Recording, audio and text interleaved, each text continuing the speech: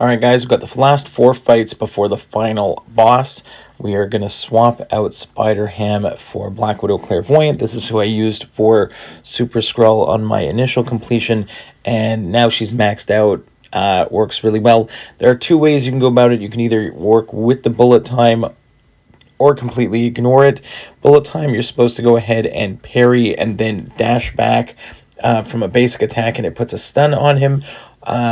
But he's also going to get stun immunity after he throws a special.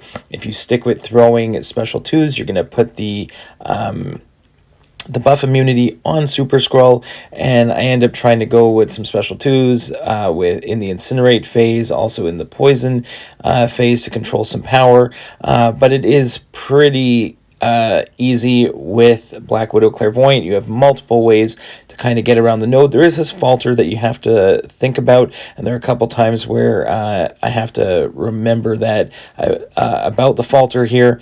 Like for example, right now I've got the falter on me, and I have to go ahead and throw attack in and back out. I didn't back in out fast enough. I could just hit into the block. It's fine. I ended up getting pushed to special 3, and after a little while I get back into the groove of the entire fight. But it is a pretty easy one, again, with Claire. I'm sure there are lots of other Mystic Champions that are going to work really well for Super Skrull, but this is what I used before, and this is what I use now. So I'll let the music play out, and we'll see you at the next fight.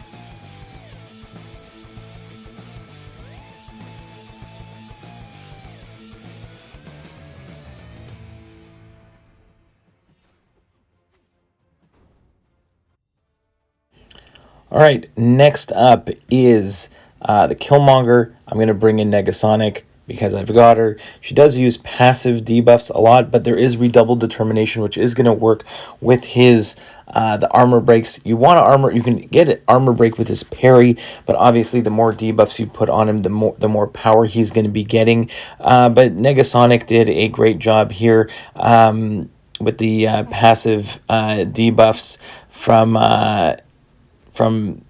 that she puts on. Really, it's just that armor break that you need to have on, but the more you parry, the more power he's going to be getting, so just watch out for his power.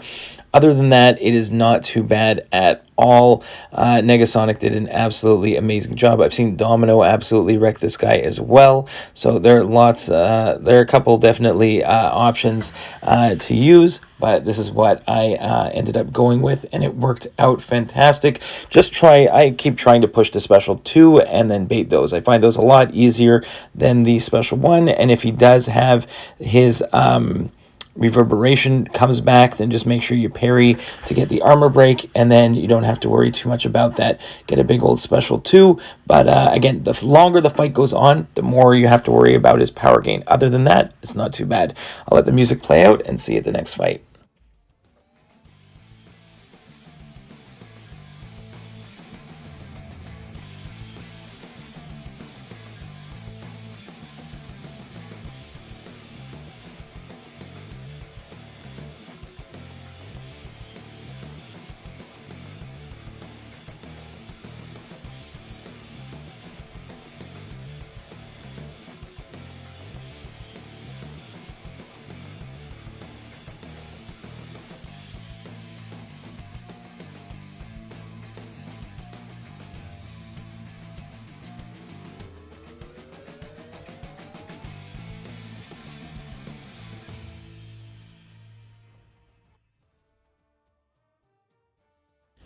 All right, guys, here's another planning mistake on my part. Kingpin was a super easy choice to use against this Mr. Negative when I initially did this one. But I got stuck using Void, and I actually have to think about what I'm doing in this fight as opposed to completely ignoring it with Kingpin. Here, he's going to put a specific move that you have to use, whether it's light attacks, medium attacks, or heavy attacks. If you don't use those ones, you're not going to be able to do any damage, and you're going to slowly take damage. So you have, if it's only medium attacks here at the beginning of the fight, I'm going to parry just mediums and just keep doing the mediums. I get nice crits on those mediums, and when you throw a special, it switches. So now it's only light attacks. So now I'm going to parry and just try to focus on light attacks.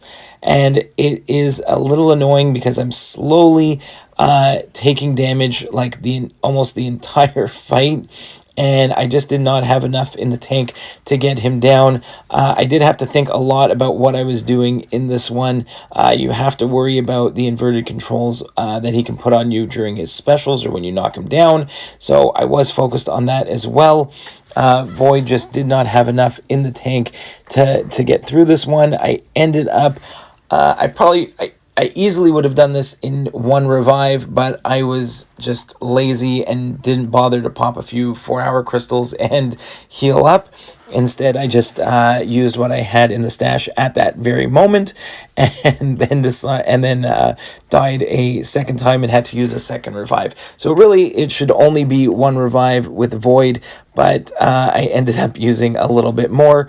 But again, it's just a little annoying that you have to focus on, like if it says medium attacks, now all the attacks just have to be medium. You will hit really hard on those medium attacks, but those are the only attacks that you can do. Anything else, you're going to take damage, and it's not fun at all. So a little annoying there, and I'm sure I could have used a different champion where I used Kingpin for like an iHulk earlier in the path, but if I would have remembered about this beforehand, even during my planning, I didn't think about it, but it's fine.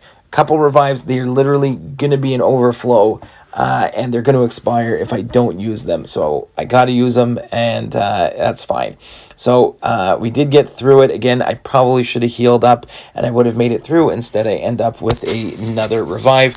I'll let the music play out, and I'll see you at the next fight.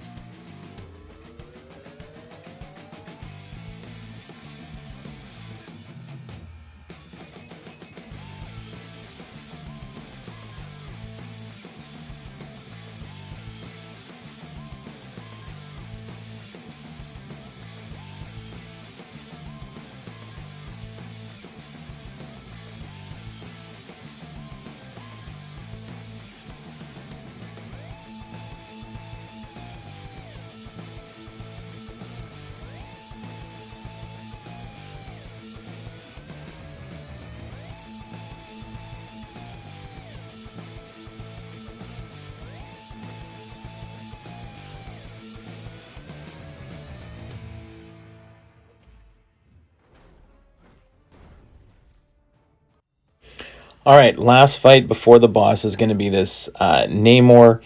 I ended up going with I don't know if it's a rank 3 Nimrod here, but that's fine. Nimrod's going to be great against any mutant champion, so I think I ended up deciding to just go with Nimrod. I was debating between Nimrod and Ultron. I think I used Ultron on my Act 7 playlist, if you go check that out, but I'm going to go in with Nimrod. The only thing that I got myself confused on is there is this node here, Crisis of Opportunity. Every 20 seconds, you have to throw a special while that timer is ending, kind of like an encroaching stun.